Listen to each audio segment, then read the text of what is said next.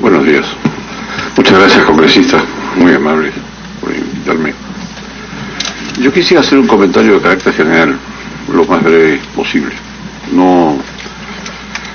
Me ha llamado la atención que en casi todos los comentarios hay un común denominador, y este es que no importa de qué lado jale la sábana, otro lado queda al descubierto. La pregunta común a todos ha sido, bueno, ¿y de dónde va a salir los fondos para financiar esto o lo otro, cada una de esas 4 iniciativas, que digamos, todas ellas son buenas a primera vista, pero todas padecen del mismo problema? Así que, ¿cómo se va a financiar la operación de esta ley nueva, de este sistema nuevo, de esta complementación del sistema existente? Y al final del día, entonces, llegamos siempre a la misma conclusión. El problema principal es que el fondo de pensiones de los pensionistas del Perú es demasiado pequeño.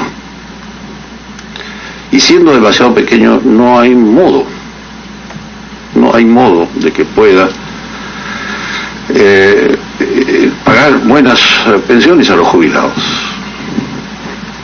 Si sumamos todos los públicos y los privados, no llegamos ni siquiera a la tercera parte de la población.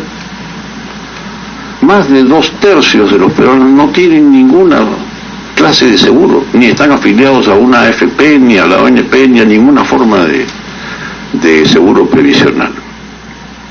Este es el hecho medular. Desde luego lo han señalado todos al hablar de la informalidad. Es el mismo problema, exactamente. La dificultad, al parecer, es que el sistema previsional peruano no puede crecer porque está limitado por un cerco, que es el mismo cerco que impide formalizar la economía. El sistema entonces es demasiado pequeño y paga pensiones muy pequeñas. Para pagar mejores pensiones tiene que crecer exponencialmente, pero no puede hacerlo porque está limitado por un cerco. Habría que entrar con cierto detalle a tratar de definir cuál es la naturaleza exacta de ese cerco. Hay un componente ahí de informalidad, desde luego, pero esto no es más que repetir lo mismo, es una tautología.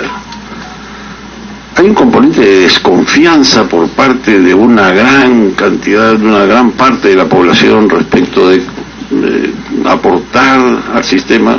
Muchos, el crecimiento de la clase media en los últimos años ha sido impresionante, muchos de ellos podrían efectivamente haberse matriculado en el sistema, privado o público, y sin embargo no lo han hecho. Hay un problema de desconfianza. Entonces, dándole vueltas a esta idea, la cuestión sería, ¿existe quizás alguna, al final del día, alguna actividad productiva en el país, de preferencia antes que en el extranjero, en la que pudieran invertirse los fondos de pensiones de tal manera de romper ese cerco? Esa quizás sería la clave de la cuestión. Es decir, el direccionamiento de las inversiones del sistema de pensiones, de las AFPs, del privado en primer lugar, podrían invertirse quizás en alguna actividad productiva dentro del país que permitiera ayudar a romper el cerco que impide crecer el sistema. Esa sería la cuestión clave. O sea, y en ese caso, ¿cuál actividad productiva? Alguna que ayude a derrotar el problema de la desconfianza. Pensemos fuera de la caja. En el Perú existe un potencial de más de 2 millones de hectáreas de punas, desde Cajamarca hasta Puno, que trabajadas con el objetivo de retener el agua en la altura y sembrar agua, como dicen los comuneros, y sembrar junto con el agua árboles, podría producir una riqueza forestal mayor que la de Chile en un plazo relativamente corto.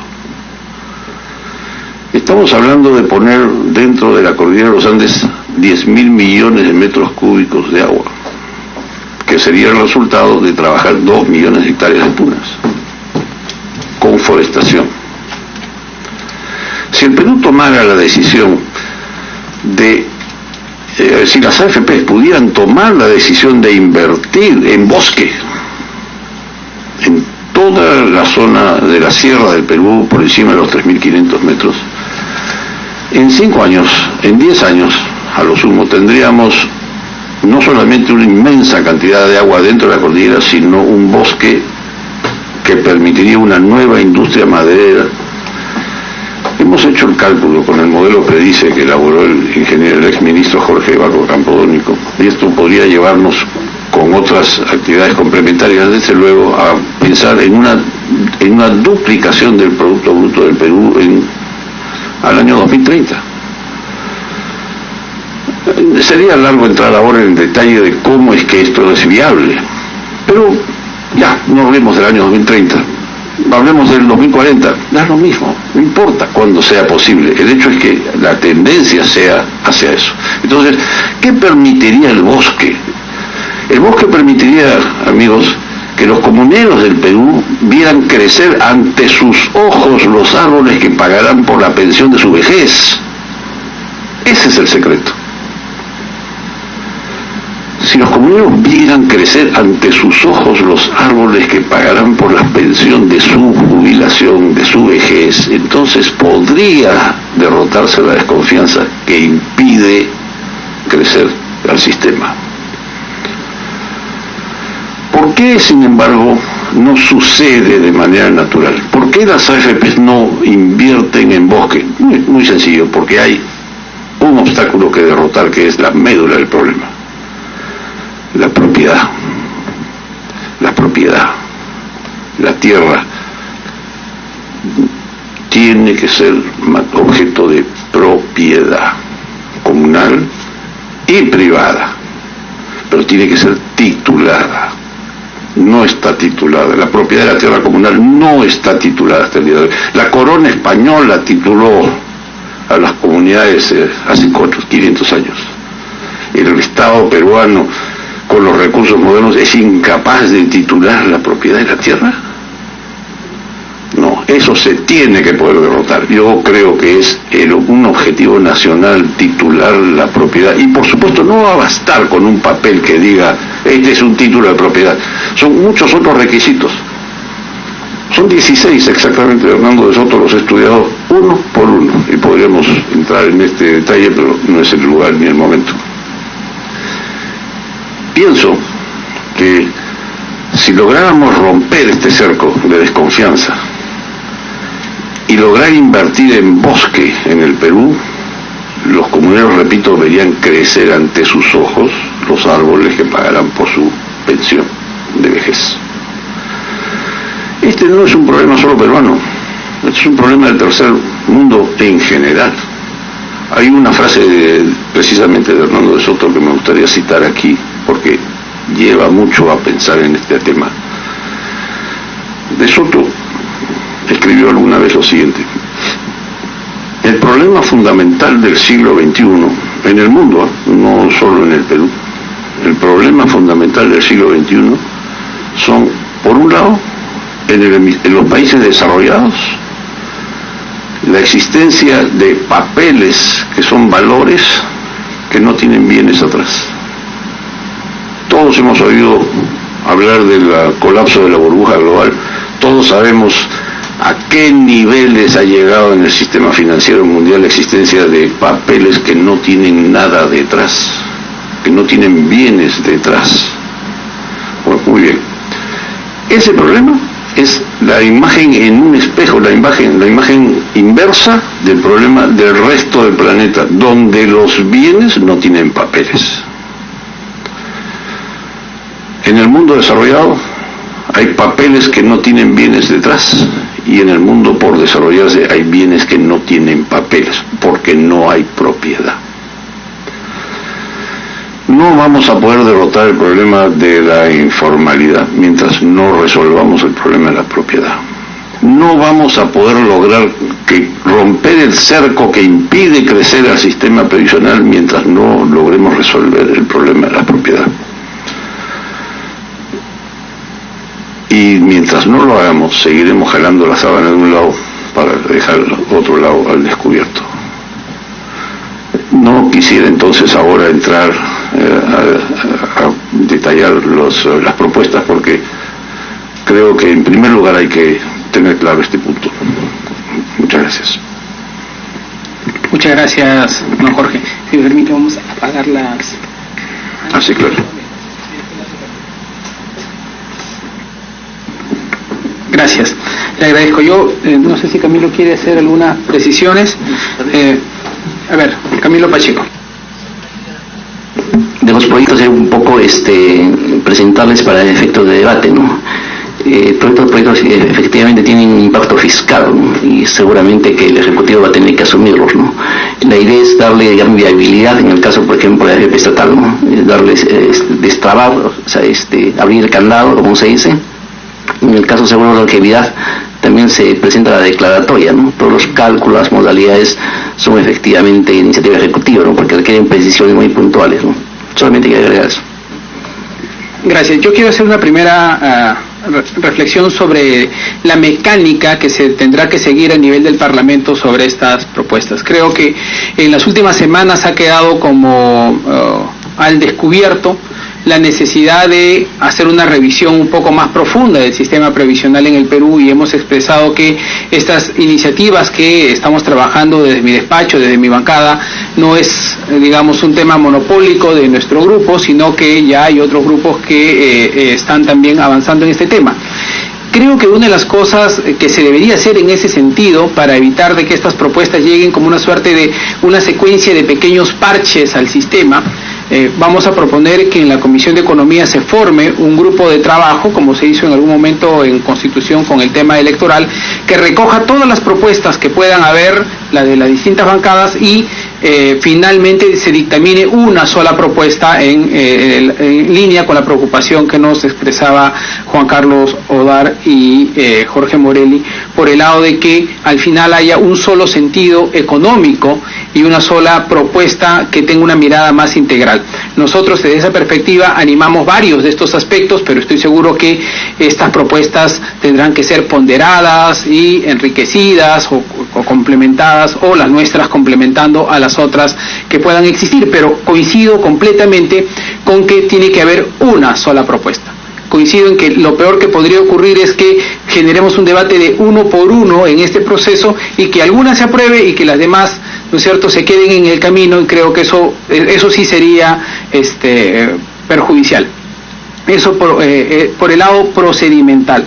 Por el lado de fondo, permítanme hacer un comentario general. ¿Por qué alguien con una formación más jurídica y muy política se mete a trabajar el tema previsional y estas propuestas específicamente?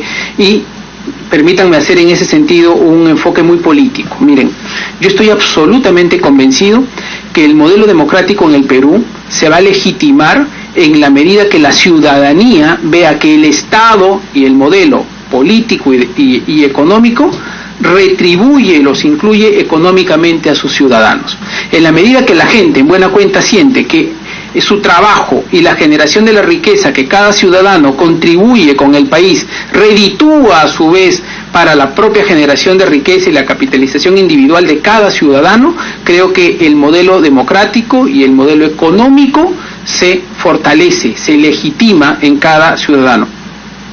Esa ha sido nuestra puerta de entrada hacia este tema. Ese es el motivo por el cual, como decía Diego, por qué un abogado se termina metiendo en un tema económico y político, en este caso, esa es mi principal motivación. Y por eso hemos estado siempre muy abiertos a recibir todas estas propuestas. Yo estuve hace unos días atrás en la ONP y estuvimos revisando también estas propuestas y viendo un poco estas debilidades y por dónde podíamos avanzar. Pero creo que si no ponemos propuestas sobre la mesa y las comenzamos a debatir, no vamos a seguir dando vueltas en círculos y no vamos a terminar de arribar en nada. Y por último, decir una cosa, una cuestión final para darle a ustedes una ronda final de comentarios. Una de las propuestas fundamentales que nosotros levantamos en la campaña del 2016 y que nos ha comprometido con la ciudadanía, y no nos dejarán mentir en esto porque Giovanna lo vio muy de cerca, ha sido precisamente la formalización de la fuerza laboral y la economía en el Perú. Y una de las cosas que desde nuestra perspectiva siempre decíamos es que las estrategias de formalización en el Perú no han sido lo suficientemente eficaces, creemos, entre otras cosas, porque ha apostado, en un caso, en estrategias punitivas, por ejemplo, darle más plata a la fiscalización, ¿no?, a la fiscalización laboral para latigar a la empresa peruana, o por otro lado, a generar incentivos para la empresa. ¿Cómo te genero un descuento a la planilla? ¿Cómo hago que te doy una cosa para las utilidades en renta o de una u otra manera? Es decir, ya sea por el lado punitivo o ya sea por el lado incentivo, pensado siempre en la empresa. Y lo que nosotros discutíamos es cómo invertimos la lógica, y en lugar de trabajar la lógica del incentivo o la penalización pensado en la empresa, desde el Estado, ¿cómo hacemos para invertir la lógica hacia el ciudadano? Es decir, que el ciudadano sienta que el Estado piensa en una lógica de incentivo pensando en él. Entonces, esa es un poco el sentido del enfoque que nosotros estamos procurando. Claro que hay un costo que va a tener que asumir el Estado, y claro que esto de acá, claro, como lo dicen bien ustedes, siempre los economistas, no hay lonche gratis.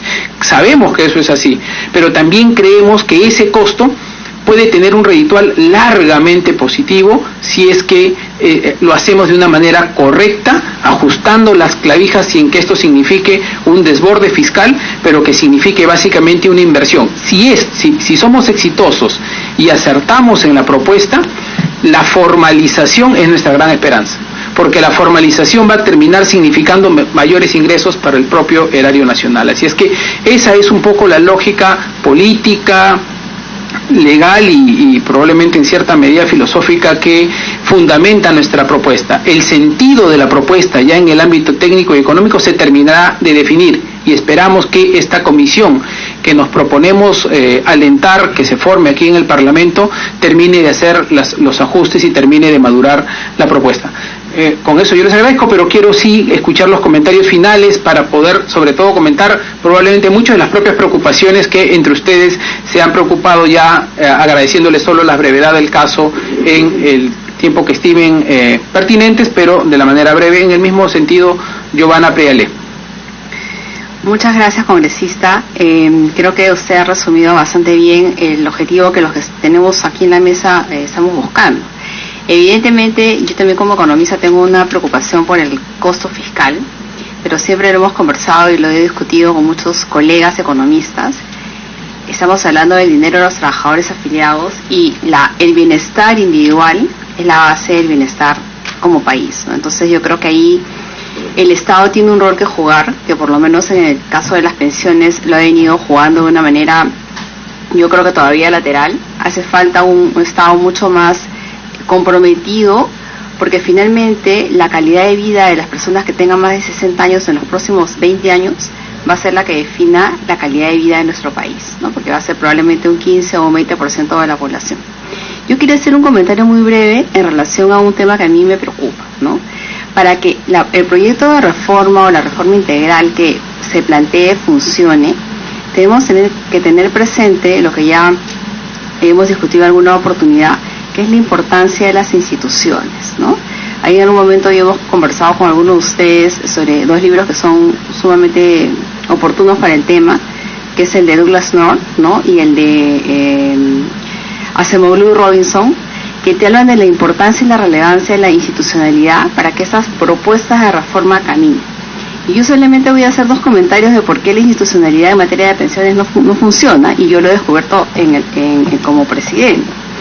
Uno, que acá con José seguramente podremos coincidir, que es el tema, por ejemplo, en el caso de los aportes indebidos, ¿no? Hay empleadores que por error afiliaron a su trabajador a un FP y le pagan al ONP durante 15 o 10 años, el señor no está pensionado ni va a tener pensión en el FP porque no cotizó y tampoco está afiliado al ONP, con lo cual está en el limbo, y ese es un problema que lo tenemos arrastrando desde la creación del sistema, y es una prueba de que tenemos que corregir la institucionalidad del sistema en sí mismo, ¿no? Para eso se puede dar un proyecto de ley que la persona que cotizó más tiempo en el ONP se jubile en el ONP bajo las reglas del ONP. Creo que es salvable. Y el segundo tema está relacionado con un tema mucho más gráfico, ¿no?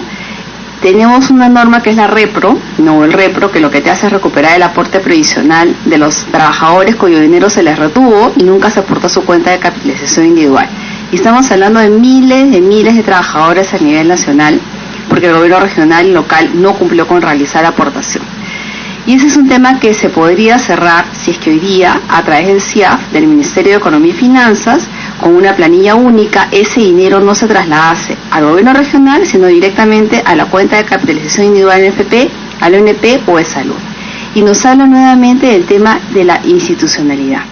Si en el Perú no empezamos a respetar que el dinero del trabajador es dinero del trabajador y no ponemos los candados necesarios, cualquier proyecto de reforma que nosotros intentemos implementar va a seguir siendo carente, porque muchas veces parte de la baja densidad de aportes y que la pensión sea pequeña, ni siquiera tiene que ver con informalidad, tiene que ver con la ilegalidad, que es haber tomado dinero que no te corresponde para usarlo para fines que no fueron los destinados inicialmente. Y yo sí quiero ahí hacer una invocación a usted, señor congresista, porque yo creo que es importante que para que la reforma funcione, entendamos que las instituciones, y en este caso la institución de la seguridad social, que tiene componentes como en este caso es ONP, las FPs, salud o las que se constituyan, tienen que tener las garantías mínimas de que el dinero va a llegar, porque ese dinero es dinero del trabajador afiliado y tiene que regresar al objetivo por el cual ha sido destinado, que es asegurarle una pensión. Ese sería mi comentario y muchísimas gracias. Muchas gracias, Giovanna. José Valderrama.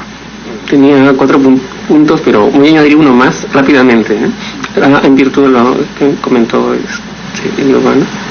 Primero es sobre la sostenibilidad. La sostenibilidad no solo es fiscal, ¿no? Como bien han señalado, tenemos una sostenibilidad que se relaciona con el bienestar de las personas, ¿no? Pero regreso otra vez a lo que está pasando en el sistema público, ¿no? Tenemos gente que está aportando que no va a recibir pensión, pero no es solo eso, ¿no? Incluso las personas que sí van a recibir pensión están en una situación desventajosa porque ellos están contribuyendo a financiar una pensión, como por la que la lógica del reparto es esa, ¿no? Ellos aportan para financiar las pensiones actuales, pero las pensiones que estas personas van a recibir van a tener menor valor cuando ellos lo reciban, porque las pensiones en el sistema nacional están congeladas, no se suben desde el año 2001.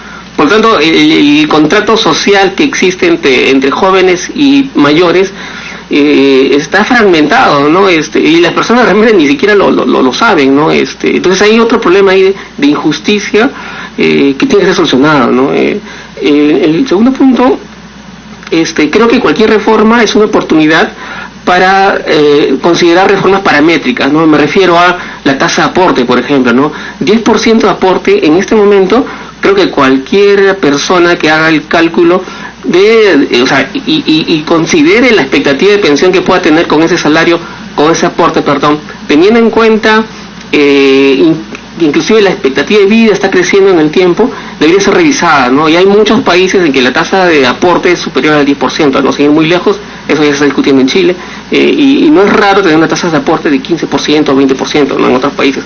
Relacionado a eso, a las reformas paramétricas, hace algún tiempo se dejó de aportar en el tema de las gratificaciones, ¿no?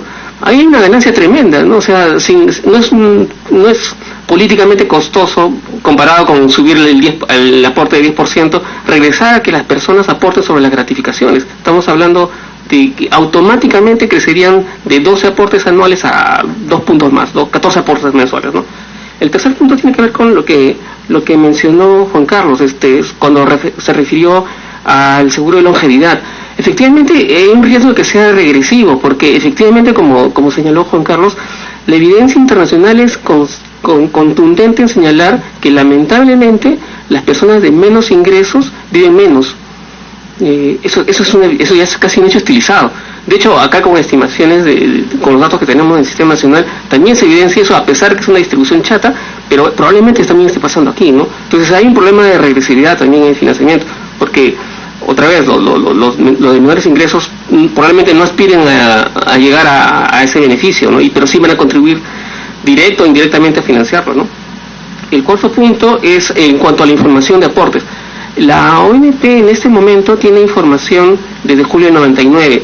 Esto pensando en una potencial devolución o algún mecanismo de devolución de los aportes en el escenario de transición a un nuevo sistema, ¿no? Eso significa que a una persona de 40 años, en este momento, se tiene prácticamente toda su historia laboral de aportes, ¿no? Es decir, la fórmula financiera que se pueda derivar a partir de ello, ya en realidad es cuestión de economistas, si quieren, ¿no? Pero se conoce, o sea, no es que exista una cuenta individual, pero sí se puede saber cuánto aportó durante los últimos 20 años. O sea, todas las personas que tienen menos de 40 años en este momento, se puede saber. O sea, hay una fórmula. Me refiero a que puede haber una fórmula de evolución, que puede ser un bono, puede ser un cálculo financiero, pero existe.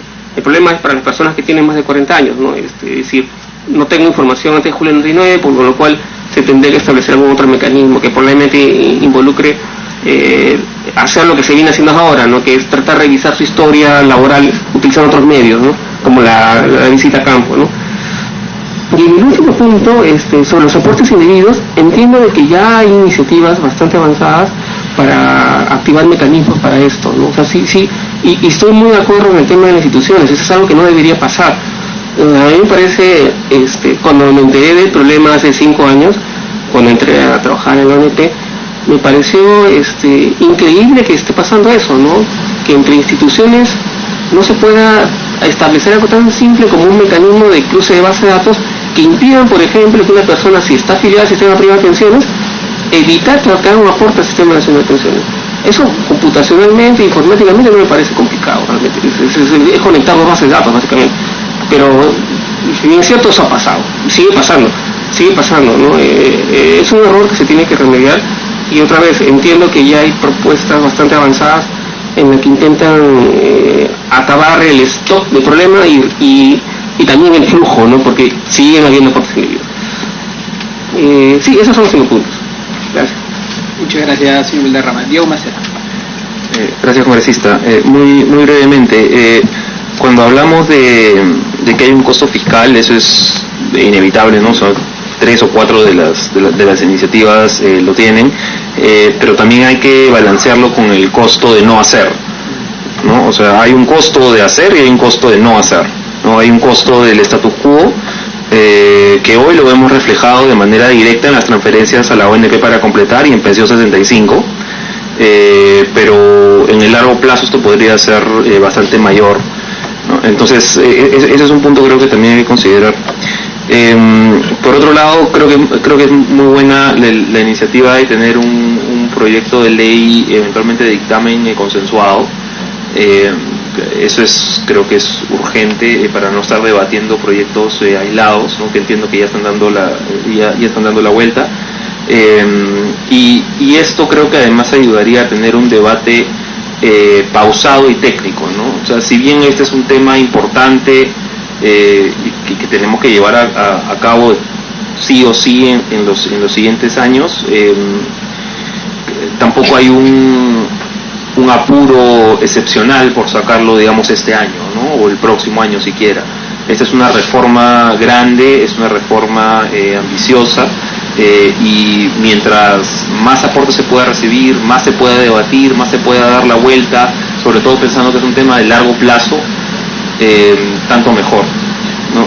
Y por último, ya para terminar, hablando sobre reforma ambiciosa, quizás se pueda aspirar incluso más, quizá es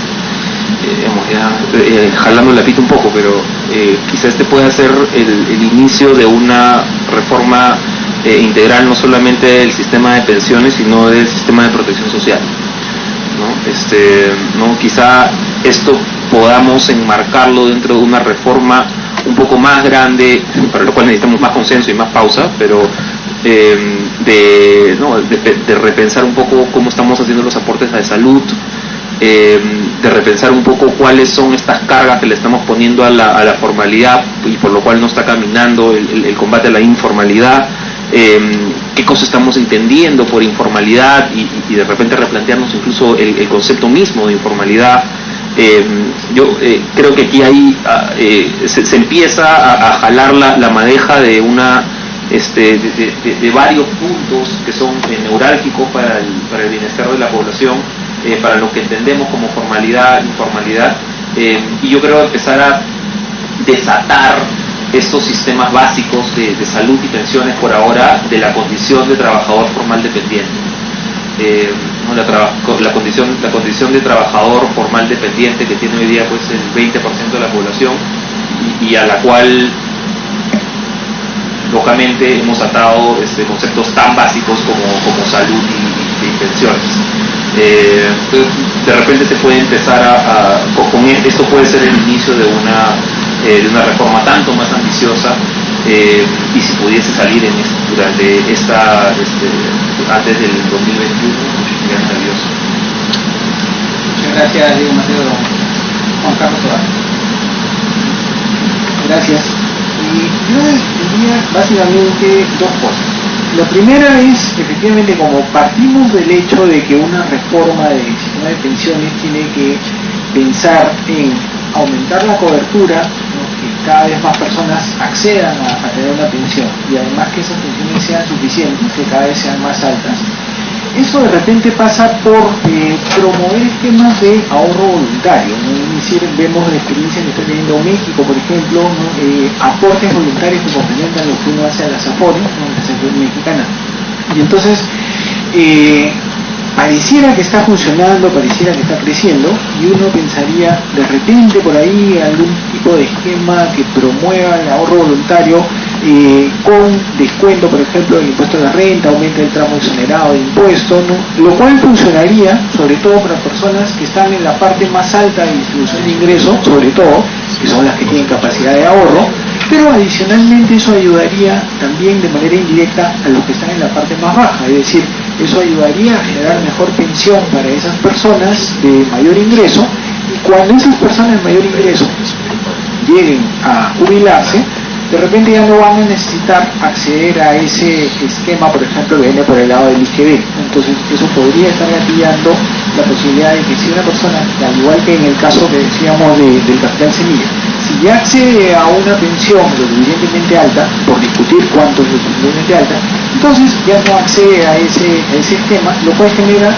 una especie de fondo, una especie de pozo común que podría generarse en favor de las personas que han constituido menor nivel de pensión. Entonces por ahí creo que podría haber una especie de contribución a los que tienen menor ingreso, sin que eso implique que sea directamente, ¿no? Es decir, no es como había, por ejemplo, la propuesta que en Chile en su momento se discutió, y también había unas propuestas académicas al respecto, de que parte de la contribución que uno haga a la AFP sea no para su propio fondo individual, sino para una especie de fondo colectivo, fondo común, ¿no? Solidario para las personas de menor ingreso. Entonces, por ahí podría funcionar, y parece que, por ejemplo, en el caso de México está funcionando el ahorro voluntario. Y lo otro es con respecto a la mecánica, al uso de la AFP estatal, ¿no? Ya Diego alertó un poco de los riesgos políticos que eso puede generar, pero también uno podría pensar en los riesgos económicos propiamente dichos, ¿no? Por ejemplo, en el tema de la competencia que se puede generar de manera un poco, no lo llamaría desleal, pero sí estaríamos hablando de una empresa que no funcione igual que las otras, ¿no? Entonces, por ejemplo, ahí en el tema de gestión de inversiones, uno dice, bueno, va a estar supervisado de acuerdo a la SBS, lo cual genera un esquema, digamos, limitado, ¿no? de desvío con respecto a lo que puedan estar invirtiendo en las otras AFP, con lo cual no necesariamente uno diría, aquí la rentabilidad va a ser necesariamente mucho mayor o muy diferenciada de la que obtengan las otras AFP, pero sí podría haber ahí una diferencia por el lado de cuánto cobre, insisto, ¿no? La comisión, y esa comisión, en la medida que no hay fin de lucro, podría ser extremadamente baja, ¿no? Entonces generar un incentivo distorsionado para que las personas migren a esa AFP estatal, que además, ¿no? También, insisto, vale la pena revisar si es que va a ser ella la que provea el seguro de longevidad.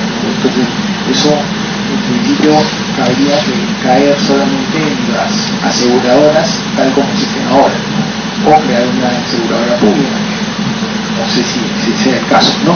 Y lo interesante es, dada esta discusión, ¿no? Justamente estaba pensando generalmente cuando uno ve proyectos de ley el análisis costo-beneficio, ¿no? Se limita a decir, bueno, esto no genera, no irroga gastos al Estado, ¿no? En este caso se reconoce que sí hay gastos al Estado, pero en algún momento he visto también proyectos de ley que dicen, este proyecto genera gastos al Estado, pero se estima que los beneficios van a ser mayores, y ese es todo el fundamento, ¿no? Entonces, creo que en esta discusión es importante todo lo que se ha dicho y puede generar un análisis más fino para que en el momento que se presente el proyecto y ya se empiece la discusión formal, digamos, de la propuesta, quede muy claro que transformar el actual sistema de pensiones que tenemos va a ser beneficioso para todos, ¿no? Es decir, no solamente para los que están en este momento aportando, sino para todos los que vienen en adelante y poder alcanzar una cobertura y suficiencia mucho mayores a la que tenemos ahora.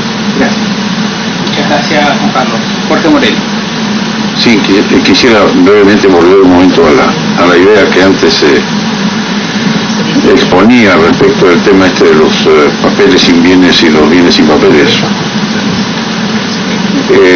Uno podría pensar que en teoría este tema del problema del siglo XXI tiene una solución lógica perfectamente viable, que es que si por un lado tienes papeles que no tienen bienes detrás y por otro lado tienes bienes que no tienen papeles, pues muy bien, entonces ve la forma de generarle papeles a los bienes acá y llévalos a los mercados financieros de allá, con lo cual lo que tienes es que las dos partes de esta naranja vuelven a tomar la forma esférica.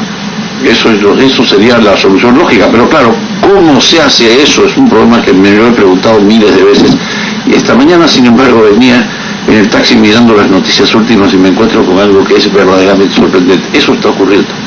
¿Cómo está ocurriendo? De la manera más imprevista.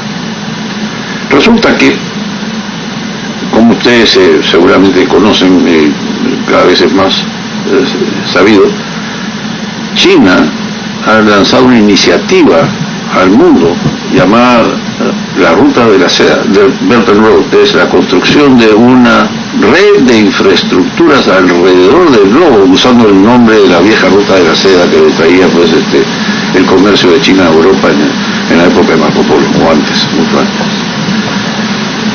Esto es una idea, por supuesto, sumamente audaz y que está tomando forma y va a pasar por el Perú, eso ya está claro.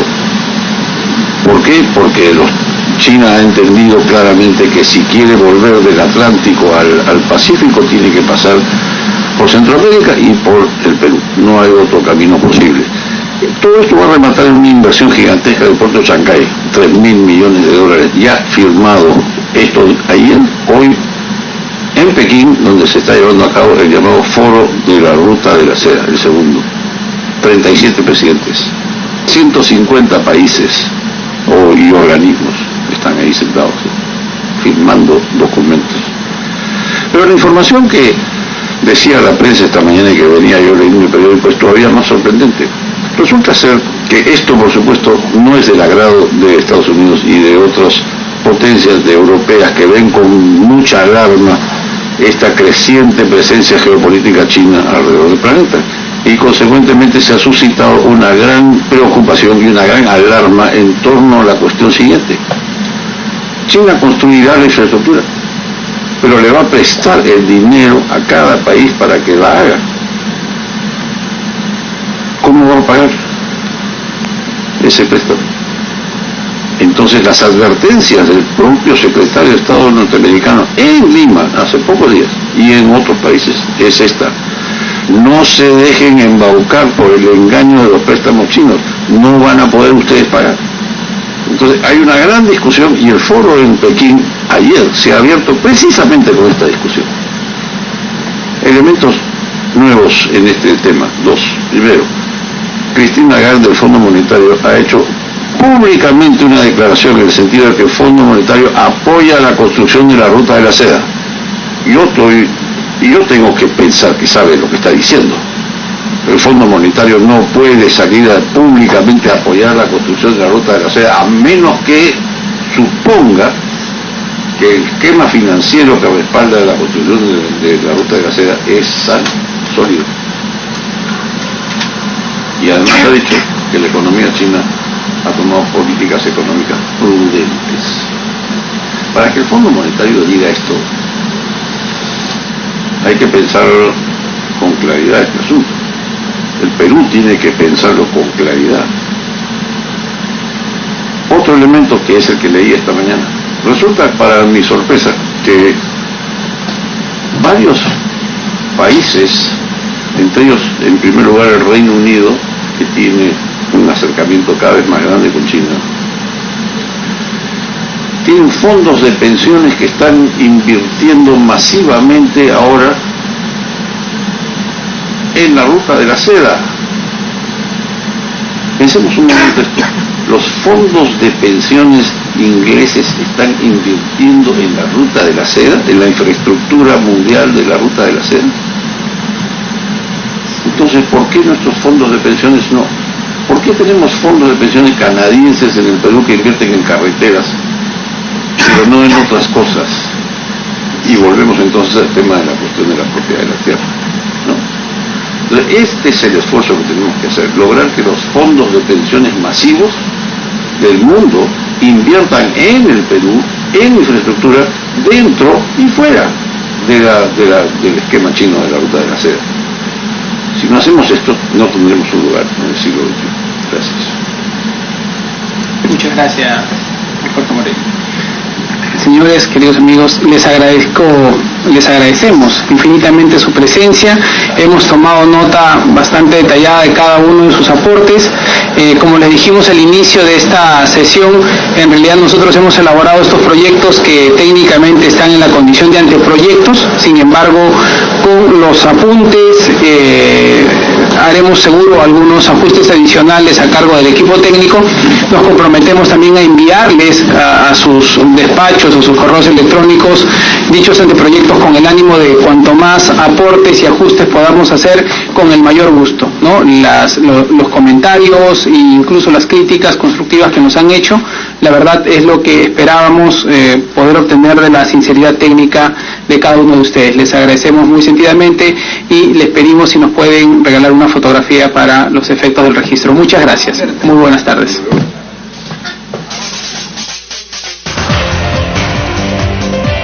12 del mediodía con 27 minutos ya la tarde, y de esta manera finaliza la transmisión en vivo de esta mesa de trabajo convocada por el congresista Gilbert Violeta como parte de su labor legislativa y de representación parlamentaria, pues organizó esta reunión a fin de debatir y recoger opiniones sobre un paquete de 4 propuestas elaboradas para mejorar el sistema previsional en nuestro país.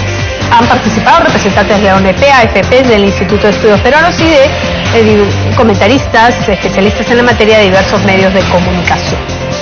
Bien, a esta hora de la tarde nosotros queremos dar cuenta de una citación de la Junta de Portavoces. Se cita a cada congresista, miembro de la mesa directiva y también portavoz del grupo parlamentario.